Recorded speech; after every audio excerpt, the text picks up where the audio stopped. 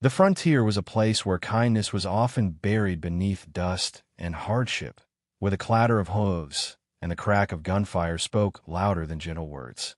Yet one evening, in a forgotten village on the edge of the prairie, a moment so small it could have been overlooked forever changed the course of its people. A child, no older than 5 years, placed her only treasure, a worn cloth doll with one missing button eye, into the hands of a weary stranger.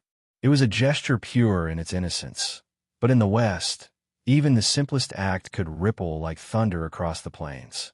The stranger, cloaked in dust and silence, had wandered into the village with nothing but shadows clinging to him. Men watched with suspicion, women whispered warnings, for in those days trust was rarer than rain. Yet when the little girl stepped forward, clutching her doll as though it were her very heart, no one stopped her. She held it out with tiny hands, her voice steady in its childlike sincerity. "You look lonely. She will keep you company." In that instant, the village saw something they had forgotten. That compassion did not ask for permission, and innocence could see where judgment had blinded them. The man's face shifted, his rough exterior cracked by the unexpected gift. For the first time in years, his eyes softened, as though reminded of something long buried beneath dust and sorrow. He accepted the doll as though it were made of gold, his hands trembling under the weight of a kindness he had not earned. Around them, silence thickened, for the villagers sensed that something more than a doll had been exchanged. A bond had been formed between a stranger and a child, a bond that would demand reckoning.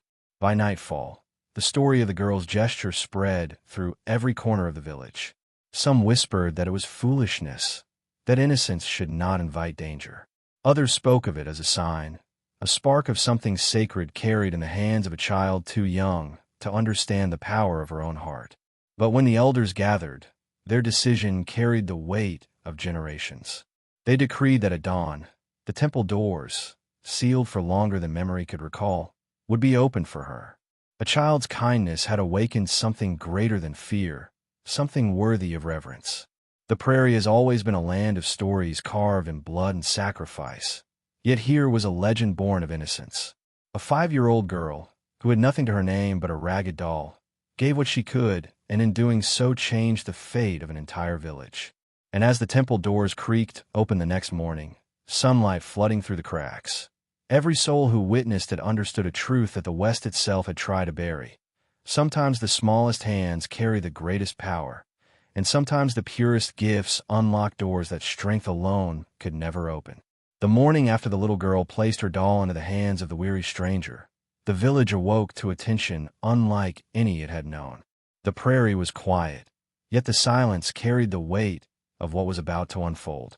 The temple at the heart of the village had been closed for as long as anyone could remember, its doors sealed by the elders, guarded by tradition and fear. Generations had passed without a child stepping across its threshold. And now, because of one act of kindness from a 5-year-old girl, the elders had chosen to break the silence of centuries. The villagers gathered in the square, their faces etched with curiosity and doubt. Some believed this was madness, that innocence could not carry the power to awaken sacred ground. Others whispered of prophecy, of ancient words that spoke of a child whose purity would one day open the temple again. The girl stood quietly beside her parents, clutching nothing in her hands. Her doll still rested with the stranger. Her wide eyes reflected neither fear nor pride. She did not seem to understand the weight of what she had done, only that she had given what she could to someone who looked like he needed it more than she did. The elders emerged, draped in heavy cloaks, their faces solemn and unreadable. One of them, his voice deep as the wind through canyon stone, spoke to the gathered crowd. It was not gold or strength that unlocked the doors. It was not prayers or blood. It was the gift of a child, selfless, uncalculated, pure. His words cut through the murmur of the people, and for a moment, silence held the village in its grasp. The man's gaze rested on the girl, and though she was small, she stood tall beneath the weight of every watching eye. At the temple doors, carved from wood older than memory, the elders paused. They placed their hands upon the locks, rusted with time and heavy with meaning. With effort, they turned the keys, and the groan of the hinges echoed across the village like a song long forgotten. Slowly, the doors swung open, and a gust of air, cool and ancient, spilled outward. The crowd gasped as if the temple itself had taken its first breath in generations. The girl was led forward, her small steps echoing against the stone threshold, and the doors that had denied so many now opened only for her. What lay inside was more than shadows. The temple was filled with relics of lives long past, offerings left by ancestors who had once trusted its walls to carry their prayers. Candles that had not burned for decades flickered to life, as if the air itself honored her presence. And the girl, barely old enough to understand the sacredness of it all, walked forward with the calmness of someone carrying no fear. For her, this was not about prophecy or tradition.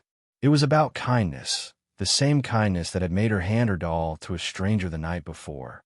The villagers pressed closer to the temple's threshold, their disbelief slowly giving way to awe. Many had forgotten what the inside looked like. For others, it was their first glimpse of the sacred place their parents and grandparents had only spoken of in whispers.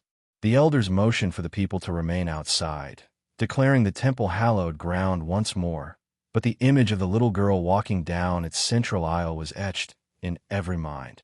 To them, it was as if innocence itself had rekindled a flame thought long extinguished. The stranger still held the doll, his weathered hands cradling it with a reverence that surprised even himself. He had arrived in the village as an outcast, a man marked by a life of wandering and regret. Yet now he stood in the square, every eye drawn not just to the child but to him. They saw the doll in his grip, its missing button eye, its worn fabric, and they realized the truth. It was his presence that had called forth her gift, and in that gift, the doors had opened. He was no longer a shadow to be feared, but a thread in the story that bound them all. As the sun climbed higher, the elders returned to the crowd. "This is a reminder," one of them declared, "that strength alone cannot guide us. Guns, iron, and walls cannot protect the spirit of a people. It is the innocence of compassion, even from the smallest among us, that keeps hope alive." His words rang with an echo that seemed to settle into the bones of every listener. The villagers shifted, uneasy, as if confronted with a truth they had long ignored. In the West, survival had taught them hardness, but the temple opening had revealed a different kind of strength. The girl, when she emerged from the temple, did not carry treasure or relics. She carried only the same calmness she had held when she gave away her doll. Her mother knelt to embrace her, tears in her eyes, but the child's gaze was steady, almost distant, as though she had glimpsed something beyond words. "It was warm inside," she said softly, "like the temple was waiting for us." And though her words were simple, they cut deeper than any sermon. That evening, as the sky bled into crimson and gold, the stranger approached the elders with the doll in his hand. "She gave this to me," he said, his voice hoarse. "But it does not belong to me. It belongs to her." The elders shook their heads, their expressions grave yet kind. "No," one replied. "It belongs to both of you now. A bond forged in kindness is not meant to be broken." And so, the doll remained, a symbol not of play or childhood alone, but of the day a child's innocence opened the doors of memory, faith, and unity for an entire village. In the days that followed, the village felt transformed. Where once suspicion and weariness lingered in every glance, there was now a sense of reverence, as though the people walked upon sacred ground with each step. The temple doors remained open, and though none but the girl entered its depths, its presence seemed to breathe life into the entire community. Farmers paused in their toil to glance at its silhouette against the horizon, and mothers whispered stories to their children about how one small act of kindness had changed the course of their lives. The girl herself carried on as though nothing had shifted, her laughter still light, her steps still playful, but the weight of what she represented grew heavier with each passing day. The stranger became a figure of quiet fascination. No longer did villagers avert their eyes or whisper warnings when he passed. Instead, they regarded him with a strange mix of curiosity and gratitude. Some even offered him food or a place to rest, gestures unthinkable just a week before. It was not the man's history they honored, for few knew it, but the bond he now carried with the child. Her doll rested close to him always, and though it was ragged and small, it had become a symbol of redemption. Through it, The stranger had found belonging in a world that once rejected him. But whispers carried beyond the borders of the village. Travelers brought tales to nearby towns of a child who had opened the temple's doors, a feat that no warrior, no elder, no man of faith had accomplished in living memory. Some spoke of miracles, others of superstition. Yet all agreed on one truth. The West, hardened by blood and famine, had been shaken by the innocence of a girl no older than 5. Soon, riders began to arrive, curious wanderers, merchants, and even outlaws, drawn not by riches but by the story itself. The village, once forgotten, became a place of gathering. This sudden attention unsettled the elders. They had sought to protect the girl, to shield her from becoming more than she was. Yet destiny, once awakened, could not be sealed away again.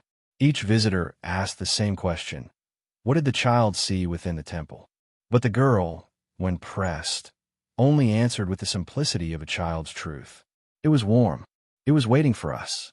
These words, spoken with innocence, struck deeper than riddles or prophecies. The people who heard them carried them like sacred scripture, as if she had revealed not just the temple's secret, but the heart of hope itself. The prairie at night no longer felt as empty.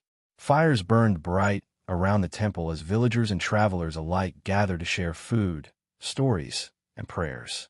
The stranger, once a ghost among them, now sat at the circle's edge, listening to voices he had never known could be so kind. And the little girl, unaware of the legend she had birthed, often fell asleep in her mother's arms, dreaming only the simple dreams of childhood. Yet even in her sleep, she carried the weight of a truth that the West itself had forgotten, that sometimes the smallest hands could unlock what the strongest could not. But with recognition came danger. The story of the girl's gift spread farther than the villagers could control, and not all who came sought peace. The West was filled with men who preyed on faith, who saw opportunity where others saw sanctity. Among the travelers who approached the temple were men with greedy eyes, whispering of gold or relics hidden within. They did not see a child's kindness as sacred. They saw it as a key to treasure that could be taken and sold. And so, while the village swelled with awe, it also braced for the shadow of greed. The elders, sensing this, gathered in secret. Their voices trembled not with fear, but with urgency. She must be protected, one said. Not because she is chosen, but because innocence in a world like ours is too rare to lose. The stranger, who listened from the corner of the firelight, finally stepped forward. His voice was steady, filled with the weight of a man who had wandered too long. "I will guard her," he said. "I have nothing else to give, but she gave me something I cannot repay." The elders studied him with caution, but the doll in his hand was proof enough of his loyalty. The girl herself remained untouched by these concerns. To her, the temple was not a fortress or a prize. It was simply a place where warmth lived, where silence did not feel empty but whole. She often asked the stranger to walk her to its doors, her small fingers gripping his weathered hand. Each time, he felt a strength he had never known surge through him, as if her innocence lent him the courage he had once thought lost. For the first time in years, he felt not like an outcast, but like a protector. As the village faced this new tide of visitors, both honest and dangerous, the people began to change. They had once looked only inward, their lives bound by survival and suspicion. Now, they stood united, drawn together not by fear, but by the fragile power of a child's kindness. They posted watches at the edge of the prairie, not with the intent to drive others away, but to safeguard the temple and the girl who had opened it. For in her, they had found not just hope, but a reflection of their own forgotten humanity. The West had always been a place where guns decided fates and greed carved borders into the land. But in this forgotten village, something else had taken root. It was not iron or blood that bound them now, but a story. The story of a girl who gave her doll to a stranger, and in doing so, reminded the world that kindness could open doors no weapon ever could. And those storms gathered on the horizon, the people stood ready, not because they had become stronger, but because they finally remembered what it meant to stand together. The weeks that followed turned the once-forgotten village into a place of constant eyes. Travelers came from every corner of the prairie, some curious, some reverent, but many hungering for what they believed the temple concealed. Rumors grew like wildfire, that the doors had gold from fallen empires, that relics of lost tribes lay buried beneath its stone, or that prayers whispered inside could grant power over life and death. Each tale was more extravagant than the last, but all carried the same poison, greed. The elders tried to keep order, but they knew the West was no stranger to men who would burn villages for less. The little girl, however, remained unchanged. Each morning, she played in the dust, her laughter ringing like a bell against the harshness of the land. To her, the temple was no vault of treasure, but a warm place that welcomed her. She still spoke of it, as though it were alive, waiting for her each time she stepped across its threshold. The people found themselves clinging to her innocence, as though her very presence shielded them from the greed pressing at their borders. And yet, innocence alone could not hold back the storm forever. It was the stranger who noticed the shift first. He saw the way certain men lingered near the temple at night, their eyes sharp, their whispers quick. He recognized the hunger in them, because he had once carried that same hunger when wandering the frontier, chasing something to fill the emptiness inside him. But now, standing guard with the girl's doll always near his chest, he felt something different, a duty he had never known before. He had lived a life without purpose, but she had given him one, and he would not allow the greed of others to steal it away. One evening, as the sun bled into the horizon, a group of armed riders appeared at the edge of the village. Their leader, a man with scars carved deep into his face, dismounted and strode forward with the swagger of someone who had taken what he wanted his whole life. "We've heard of your miracle," he sneered to the elders. "But miracles don't feed bellies or fill coffers. Let us into that temple, or we'll take it apart ourselves." The village square fell silent, the weight of his words pressing down like a storm cloud. The little girl clutched her mother's hand, her wide eyes searching the faces of men who had forgotten compassion long ago. The elders stood firm, refusing entry, but their hands trembled. They were old, their voices fragile against men of violence. And so it was the stranger who stepped forward, his shadow stretching long in the twilight. His voice was low, steady, carrying a strength born not of pride, but of conviction. The doors were opened by innocence, not by greed. "You won't touch them." The riders laughed, mocking his defiance, but behind the laughter was tension.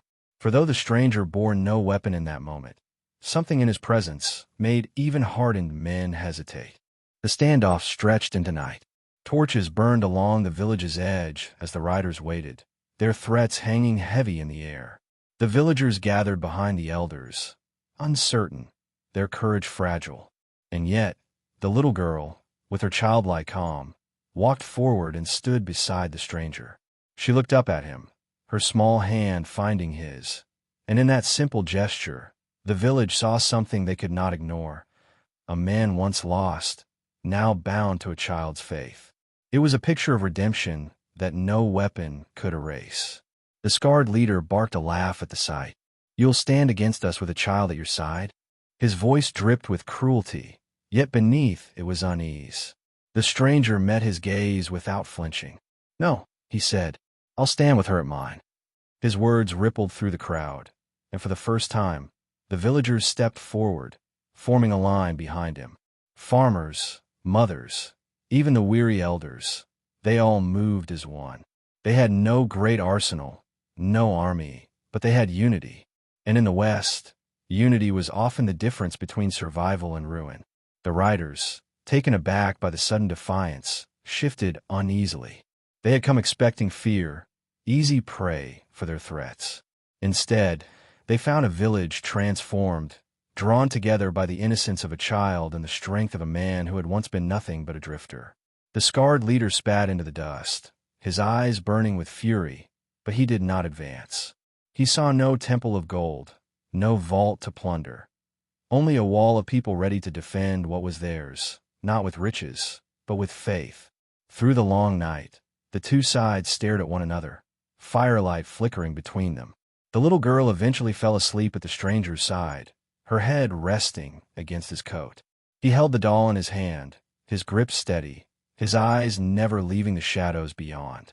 The men who sought to take by force would find no easy opening here. And though the stranger carried scars of his own, he realized then that he was no longer fighting for himself. He was fighting for her, for the village, for the fragile but powerful truth that kindness could not be stolen. When the dawn came, the riders were gone. Whether fear had driven them off or pride had chosen retreat, no one knew. But the village endured, the temple still standing, its doors untouched. The people gathered in silence, their relief palpable, their eyes turning not to the elders but to the stranger and the child. In them, they saw the lesson the temple had taught, not through relics or riches, but through a gift so small it had seemed impossible. A doll, placed into weary hands, had reshaped their world. The morning after the riders vanished, the village awoke not with fear, but with a newfound stillness.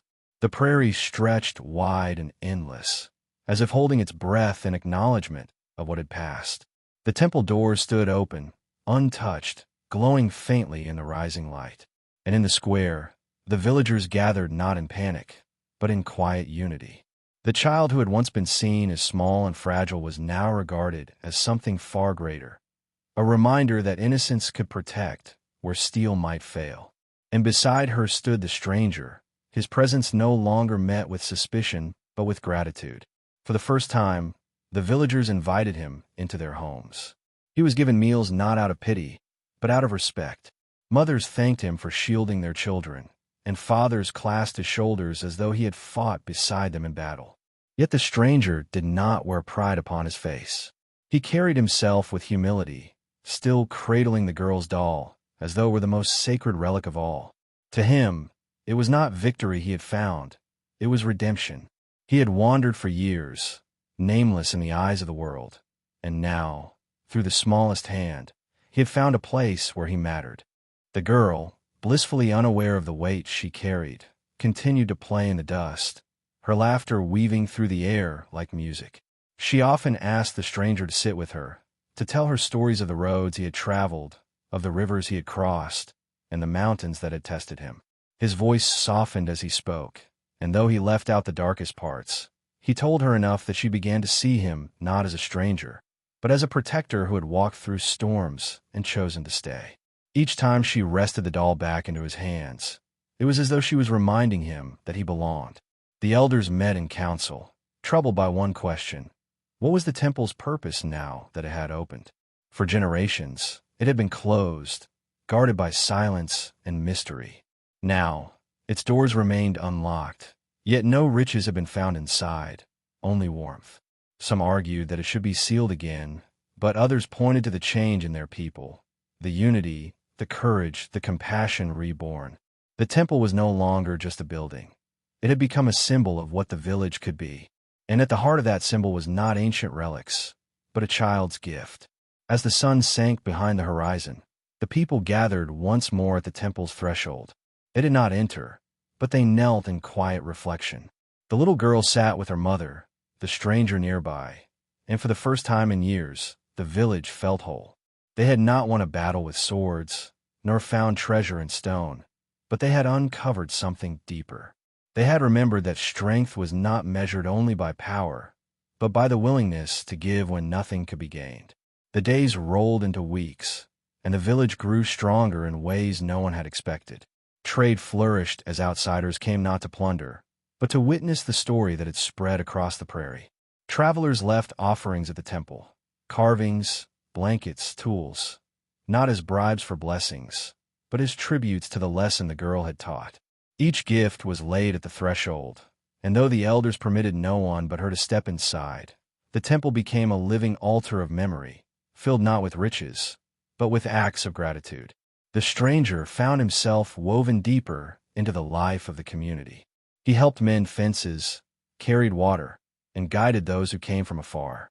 Yet at night, when the fires burned low, he often sat apart, staring at the doll in his hands.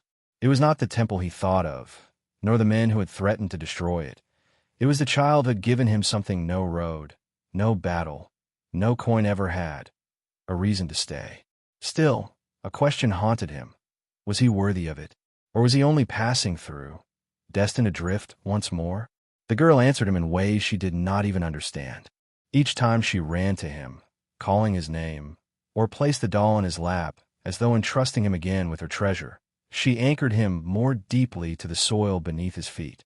"You don't have to leave," she said once, her voice soft as twilight. "The doll likes you too much." The words, simple and innocent, broke through his doubts with more force than any sermon. For the first time, he began to wonder if the West, which had always been a place of exile, could become his home. The elders watched carefully, their decision weighing heavy. To welcome him fully meant trusting a man whose past they did not know, whose scars spoke of battles untold. Yet the people already saw him differently. He was no longer the outsider who wandered into their square. He was the guardian who stood when others would have fled, the man who held a child's doll, as though it were the greatest treasure the West had ever known. And in their eyes, that was enough. One evening, as the prairie winds carried the scent of rain, the stranger stood before the temple with the doll in his hands. He looked up at its towering doors, their carvings etched with the stories of generations. Then he placed the doll gently at the threshold, where offerings lay. The girl, watching quietly, shook her head and picked it up again, pressing it back into his chest. "It's yours now," she whispered, "because you stayed." And in that moment, the man who had wandered all his life finally understood what it meant to belong. The rains came with force, drumming against the earth until the prairie became a sea of mud and shadow. For days the skies wept, and the village huddled close, its fires burning dim against the storm. Yet even in the downpour, travelers continued to arrive, drawn by the story of the child and the temple. Some came with reverence, others with envy, but all left speaking of the girl who had given her doll to a stranger and, in doing so, opened doors that had been closed for centuries. The legend spread like wildfire, and with it came not just wonder, but the threat of men who saw only opportunity in what had happened. One night, as the storm raged, a new band of riders appeared at the edge of the village. They did not approach with torches or demands, but with silence, watching from the hills as the people slept. The stranger saw them first. His instincts, sharpened from years of wandering dangerous lands, told him these men were not pilgrims seeking miracles. They were predators, waiting for the right moment to strike. He said nothing to the girl, not wishing to stir fear in her small heart. But he knew the time had come when his redemption would no longer be measured by words or gestures, but by action. The elders convened quickly, their voices low but urgent. Some argued that the temple should be sealed once more, to bury the story before it consumed them. Others believed that a close it would dishonor what had been given, that fear could not erase what innocence had revealed. The stranger listened quietly, his jaw tight, before speaking for the first time. "You cannot close what she has opened," he said, "but you can protect it. Let me be the shield that stands between her and those who would destroy what she has given." His voice carried not pride, but resolve, the weight of a man who had once run from his past, but would no longer run from his present. The girl, sensing the heaviness around her though no one told her the truth, placed her doll into his hands once again. "She makes you brave," she whispered. The words pierced deeper than steel. To the stranger, the doll was no longer a ragged toy, but a symbol of trust, of innocence, of the fragile yet unbreakable bond between them. He understood now that he could not fail her, not because the village depended on him, but because she had given him something he had never dared to hope for, the chance to matter. That night, as the rains eased and the storm retreated into silence, the riders descended from the hills. The stranger stood at the temple doors, the doll tucked inside his coat, his figure tall and unyielding in the firelight. The villagers gathered behind him, their courage steadied by his presence, their fear tempered by unity. And though he carried no weapon in his hands, the look in his eyes was sharper than any blade. He was no longer the man who had wandered nameless through the West. He was the guardian of innocence, the keeper of a story that had already begun to outlive him. The riders approached, their leader dismounting with slow, deliberate steps. His eyes swept the village, cold and calculating, before settling on the temple doors. "We don't want your prayers," he sneered. "We want what's inside. Step aside." His words fell heavy against the silence, but the stranger did not move. Instead, he placed a hand against the wooden doors, steady and firm, as though drawing strength from their ancient weight. "There is nothing for you here," he said quietly. Only what cannot be stolen. The men laughed, yet there was unease in their voices. They had expected fear, surrender. Instead, they found defiance born not of greed, but of something greater. The villagers stepped forward then, one by one, standing shoulder to shoulder behind stranger. Farmers with calloused hands, mothers holding infants, elders with trembling limbs. They formed a wall, their unity stronger than iron. It was not a show of force, but of faith. And in the West, faith often carried more weight than guns. The leader's face twisted with anger. He barked an order, and his men raised their weapons. For a heartbeat, it seemed blood would be spilled upon the temple's threshold. But before the clash could begin, a child's voice broke the night. The girl stepped forward, her small figure illuminated by the firelight, her eyes steady though her hands trembled. "It opened for me," she said, her voice clear. "Not for you." The simplicity of her words, unadorned and innocent, struck harder than any weapon. Even hardened men felt the sting of truth in her voice. The riders faltered, their grip on their weapons unsteady. For a moment, silence held the night, the prairie itself seeming to listen. The leader cursed, his pride wounded, but he could not force his men forward against such defiance. With a final glare, he mounted his horse and turned away, his men following reluctantly into the darkness. The village stood unmoving until the last sound of hooves faded into the horizon. Then, as dawn broke over the prairie, relief washed over them like the rising sun. The stranger remained at the temple doors, his hand still pressed against the wood. The girl slipped her hand into his, her doll resting once more in his coat. Around them, the village exhaled, not just from surviving the night, but from realizing what they had become. They were no longer just a forgotten settlement on the edge of the West. They were people bound by a story, by a child's kindness, by the courage of one who had chosen to stay. And as the light of morning filled the temple's open doors, it was clear that what had begun with a doll had become a legend that would outlive them all. The prairie has always been a place where the strong carve their stories in dust and blood. Yet here, it was the smallest of hands that reshaped destiny. A 5-year-old girl, armed with nothing more than a worn doll and a heart untainted by fear, taught an entire village that innocence could be stronger than steel. What began as a gift to a lonely stranger rippled outward until it united a people, opened doors thought forever closed, and reminded even the most hardened souls that kindness holds the power to move mountains. The stranger, once a ghost on the horizon, discovered that redemption does not come from outrunning the past, but from choosing to stand when it matters. With her trust placed firmly in him, he found not only the courage to defend, but the belonging he had never known. Together, the outcast and the child created a bond that silenced greed, defied violence, and gave hope to those who had long forgotten how to dream. In a land where guns were the language of survival, their story whispered a different truth, that compassion is a force no weapon can break. The village itself was transformed. What had been fractured by fear became bound by faith, not the faith of rituals or relics, but of one undeniable truth, that even the smallest act of generosity can ripple through generations. The temple's doors did not reveal gold or riches, but something far more enduring, the reminder that hope lives not in stone walls, but in the choices we make when no one expects us to. And those choices, once made, have the power to redefine who we are and what we leave behind.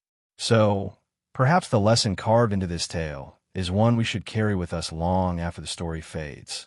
That strength is not always in the hands of the mighty, nor is legacy always built by those with power.